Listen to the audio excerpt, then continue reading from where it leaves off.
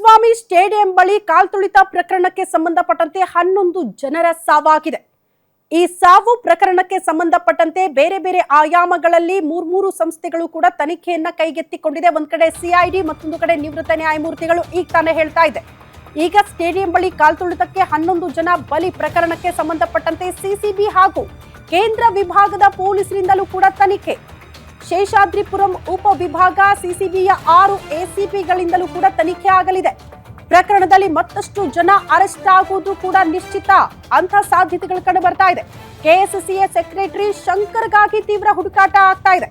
Case ದಾಖಲಾಗ್ತಾ ಇದ್ದಂತೆ escape ಆಗಿದ್ದಾರೆ ಶಂಕರ್. ಈಗ ಅಸಲಿ ಎತ್ತು ಬಯಲಾಗುತ್ತೆ ನೋಡಿ. ಶಂಕರ್ ಮತ್ತು ಜಯರಾಮ್ ಇಬ್ಬರು ಕೂಡ ತಲೆಮರೆಸಿಕೊಂಡಿದ್ದಾರಂತೆ. ಈ ಬೆಳವಣಿಗೆ ಆಗ್ತಾ ಇದ್ದಂತೆ ಸಿಸಿಬಿ ಇನ್ಸ್ಪೆಕ್ಟರ್ ಡಾಕ್ಟರ್ ಸುಧಾಕರ್ ಅವರ ನೇತೃತ್ವದಲ್ಲಿ ತನಿಖೆ ಆಗ್ತಾ ಇದೆ. ಸ್ಟೇಡಿಯಂ ಬಳಿ ಕಾಲ್ತುಳಿತ 11 ಜನ ಬಲಿ. ಈ ಪ್ರಕರಣಕ್ಕೆ ಕಾರಣ ಯಾರು? 11 ಜನರ ಸಾವಿಗೆ ನ್ಯಾಯ ಸಿಗಬೇಕು ಅಂದ್ರೆ ನಿಜಕ್ಕೂ ತಪ್ಪಾಗಿದ್ದೀಯಲ್ಲಿ? ಯಾರ ತಪ್ಪಿನಿಂದಾಗಿ ಇಂಥದ್ದೊಂದು ಅಚಾತುರ್ಯ ನಡೆದು ಹೋಗಿದೆ ರಾಜ್ಯದಲ್ಲಿ?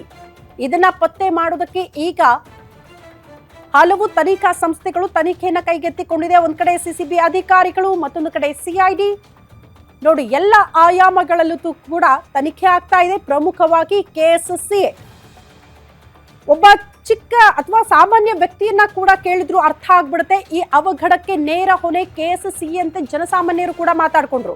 ಒಂದ್ ಕಡೆ ರಾಜ್ಯ ಸರ್ಕಾರ ಬಿಡಿ, ತನ್ನ ತಪ್ಪನ್ನ ಕೂಡ ಮರೆಮಾಚುವ ಪ್ರಯತ್ನಗಳನ್ನ ಮಾಡ್ತಾ ಇದೆ. ಹೌದು, ರಾಜ್ಯ ಸರ್ಕಾರದ ಪಾತ್ರ ಕೂಡ ಇತ್ತು. ಅಟ್ಲೀಸ್ಟ್ ಒಂದು ಕನ್ವೆ ಮಾಡಬೇಕಾಗಿತ್ತು, ಒಂದು ಸ್ಟ್ರಿಕ್ಟ್ ಆಗಿ ಆದೇಶವನ್ನ ಹೊರಡಿಸಬೇಕಾಗಿತ್ತು. ಆ ಕೆಲಸ ಆಗ್ಲಿಲ್ಲ ಅಂತ. ಬಟ್ ಬದಲಾಗಿ ಗೃಹ ಸಚಿವರು ಸ್ಪಷ್ಟೀಕರಣ ಕೊಟ್ಟ ಮೇಲೂ ಬಳಿಕ ಕೆಎಸ್ಸಿಎ ಮಾಡ್ಕೊಂಡಂತ ಎಡವಟ್ಟುಗಳು ಎಂಥದ್ದು ಅನ್ನೋದನ್ನ ಗಮನಿಸ್ತಾ ಇದೀವಿ. ಅಲ್ಲಿಗೆ ನೇರ ಹೊಣೆ ಕೆಎಸ್ಸಿಎ. ಆದ್ರ ಕೆಲವರು ಈಗ ನಾಪತ್ತೆಯಾಗಿದ್ದಾರೆ. 11 ಜನ ಜೀವ ಕಳೆದುಕೊಳ್ತಾ ಇದ್ದಂತೆ. ತಪ್ಪು ಮಾಡಿಲ್ಲ, ನಮ್ಗೆ ಆದೇಶ ಇತ್ತು, ಅನುಮತಿ ಇತ್ತು, ಕಾರ್ಯಕ್ರಮದ ಆಯೋಜನೆ ಮಾಡಿದ್ವಿ, ಅಚ್ಚುಕಟ್ಟಾಗಿ ಮಾಡಿದ್ರಿ ಅಂತ ಆದ್ರೆ ತಲೆಮರೆಸ್ಕೊಂಡಿದ್ದೀ ಯಾಕೆ? ಭಯನಾ? ಬಂಧನದ ಭೀತಿ ನಿಮ್ಮನ್ನ ಕಾಡ್ತಾ ಇದೆಯಾ? ಅಥವಾ ಗಿಲ್ಟ್ ಫೀಲ್ ಆಗ್ತಾ ಇದೆಯಾ? ನಮ್ಮ ತಪ್ಪಿನಿಂದಾಗಿ 11 ಜನ ಜೀವ ಕಳ್ಕೊಂಡ್ರು ಅಂತ ಆ ಕಾರಣಕ್ಕೆ ತಲೆಮರೆಸ್ಕೊಂಡಿದ್ದೀರಾ? ಗೊತ್ತಿಲ್ಲ.